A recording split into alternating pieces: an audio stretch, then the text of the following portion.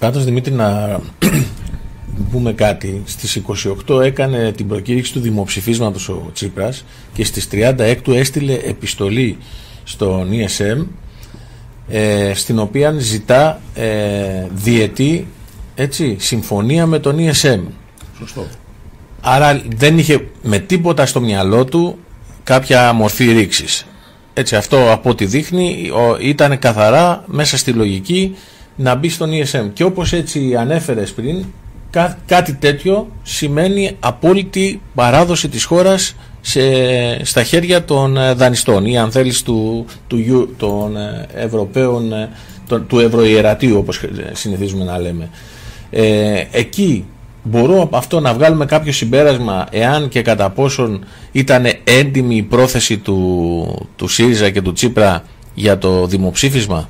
Βέβαια όλα αποδεικνύουν ότι δεν ήταν κάτι τέτοιο, αλλά είναι ένα ακόμα επιχείρημα για αυτό.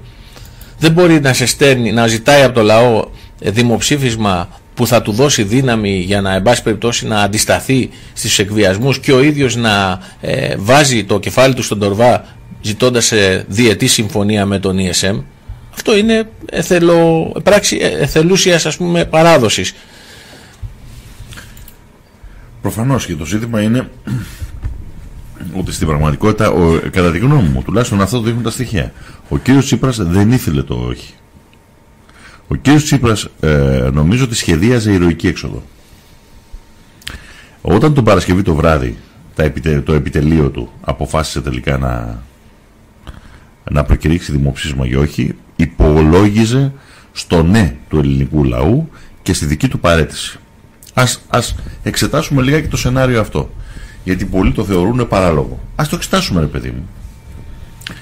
Λοιπόν, εάν συνέβαινε το ναι και παραιτιόταν η κυβέρνηση, το πιθανότερο ήταν να είναι ή να πηγαίναμε σε εκλογές, έτσι, αν και οι υπόλοιποι αρχηγοί δεν είχαν τη δυνατότητα να συγκροτήσουν η κυβέρνηση, πράγμα που εγώ δεν το πιστεύω, γιατί μέσα στον ίδιο το ΣΥΡΙΖΑ αποδείχτηκε ότι υπάρχουν δυνάμεις και στελέχη τα οποία κάλλιστα θα μπορούσαν να συγκυβερνήσουν με Νέα Δημοκρατία, Πασόκ, Ποτάμι, ακόμη και με Χρυσή Αυγή.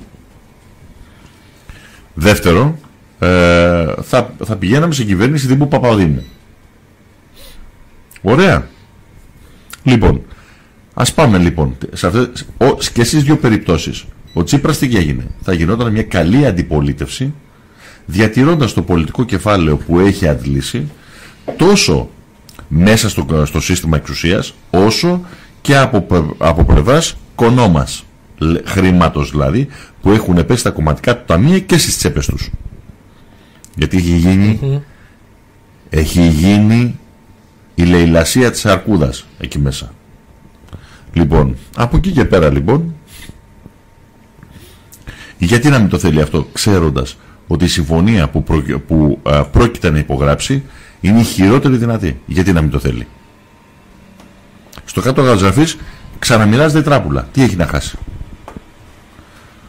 Οι περισσότεροι από τα ζουλάπια που τον ψήφισαν θα τον ξαναψήφιζαν. Και όταν τον ξαναψήφιζαν, γιατί να μην πήγαινε με τη νέα εντολή να φτιάξει μια συγκυβέρνηση άλλη? Τέλος πάντων, όπως και να έχει, ήταν όλα ανοιχτά μπροστά του.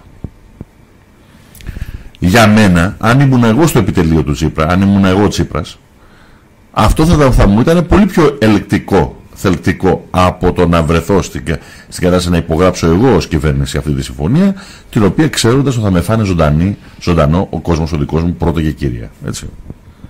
Έλα όμως που είδε ότι το δημοψήφισμα πρώτον δεν αποσυρώταν, η κυρία Μέρκελ την Τετάρτη ή Πέμπτη, αν θυμάμαι καλά, δήλωσε το εξής στα γερμανικά μέσα. Ότι την πήρε επιγόντως τη Μέρκελ τη Τετάρτη ο Τσίπρας και της ζήτησε να πάρει πίσω, της ζήτησε, εάν θέλει, να πάρει πίσω το δημοψήφισμα. Αυτό το είπε η κυρία Μέρκελ. Δεν διαψεύθηκε από την ελληνική κυβέρνηση και μάλιστα είπε το εξής: όχι, του είπα όχι, κράτα το δημοψήφισμα και συζητάμε μετά το δημοψήφισμα. Γιατί καθότι είναι έμπειροι αυτοί, είδαν πρώτον ότι ήταν ογκώδες το όχι, δεύτερον ότι αν σταματούσε το δημοψήφισμα εκείνη τη στιγμή θα ήταν πολύ χειρότερο για αυτούς. Γι' αυτό και άλλωστε από την Τετάρτη Πέμπτη οι Ευρωπαίοι σταμάτησαν να εκβιάζουν, να ζητούν την απόσυρση του δημοψηφίσματος, κάτι που το είχαν κάνει συστηματικά μέχρι εκείνη τη στιγμή. Το σταμάτησαν και λέγανε ο Ντάιζεμπλουμ, ο Γιούγκερ και λοιποί, ότι συζητάμε μετά την λήξη του δημοψηφίσματος, μετά την Κυριακή δηλαδή. Ας έρθει το δημοψήφισμα και μετά συζητάμε. Γιατί καταλάβαιναν ότι σε περίπτωση που η κυβέρνηση είχε αποτραβήξει το δημοψήφισμα, θα γινόταν ο κακός χαμός. Θα ήταν πολύ χειρότερα από ότι το όχι για αυτούς. Λοιπόν, από τότε ο κύριος Τσίπρας καταραίει. Εάν έχετε προσέξει, είναι χαρακτηριστικό ότι φούσκωσε ιδιαίτερα. Δηλαδή, δείτε τον στα διαγγέλματα. Μέρα με τη μέρα, εκεί από εκείνη τη μέρα και μετά, ξαφνικά το βλέπουμε πρισμένο το λαιμό, πρισμένα τα μάτια. Έβγαλε και έρπη στο... με έρπη, λοιπόν, και τα λοιπά. Που σημαίνει τι? Έδινε την εικόνα ενός ανθρώπου που χρησιμοποιεί τουλάχιστον κορτιζόνες. Σημαίνει ότι έπαιρνε κορτιζονούχα φάρμακα για να τον στηρίξουν αυτόν τον άνθρωπο. Κατέρευσε.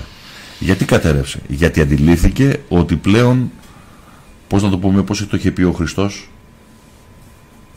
είχε ζητήσει πάρε μου το ποτήριον τούτο.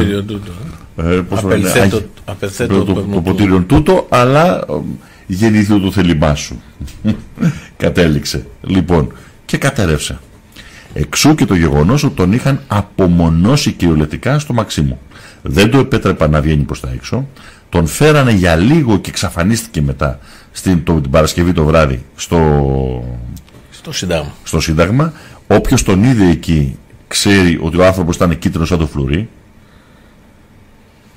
Και βεβαίως το συνόδευαν όσο ποτέ φουσκωτή. Λοιπόν, αυτός ήταν ο κύριος Τσίπρας. Το βράδυ δε της Κυριακής χρειάστηκε να περάσει 11 το βράδυ για να κάνει δηλώσεις, πανικόβλητος, χωρίς να ξέρει τι ακριβώς δηλώσεις έχει να κάνει, γιατί προσέξτε, αυτός που περιμέναμε όλοι να κάνει πρώτες δηλώσεις ήταν ο κ. Τσίπρας. Θα έπρεπε να έχει βγει από τις 8.30 ώρα, γιατί είχε κρυθεί το αποτέλεσμα. Είχε κρυθεί από το αποτέλεσμα από τότε. Και να κάνει πρώτες δηλώσεις και να εξαναγκάσει όλους τους υπόλοιπους να προσανατολιστούν σχέση με το όχι. Και τι έκανε? Επέτρεψε όλους τους άλλους να πούν τις ανοησίες αρκούδας, να διαμορφώσουν κλίμα λεγόμενης εθνικής ενότητας στα μέσα μαζικής ενημέρωσης, και μετά ο κύριος Τσίπρας βγήκε στη γραμμή του ναι. Λες και είχε ψηφίσει το ναι. Ό,τι έλεγαν τα στελέχη της Νέας Δημοκρατίας, ό,τι λέγανε τα στελέχη του Πασόκ που βγαίνανε στα κανάλια, το ίδιο ακριβώς είπε και ο Τσίπρας. Δεν διέφερε πουθενά. Ψάχτε το, παιδιά, δηλαδή μην μπαίνετε το λόγο μου, ψάξτε το να το δείτε. Πουθενά. Και έτσι κάνει ακριβώς αυτό. Για όσους κουβεντιάζαμε στο Σύνταγμα εκείνες τις μέρες, θα θυμούνται όταν τους έλεγα ότι το πρώτο πράγμα που θα κάνει ο Τσίπρας όταν βγει θα συγκαλέσει Συμβούλιο Αρχηγών και θα πάνε όλοι μαζί να προσυπογράψουν, να εξασφαλίσουν.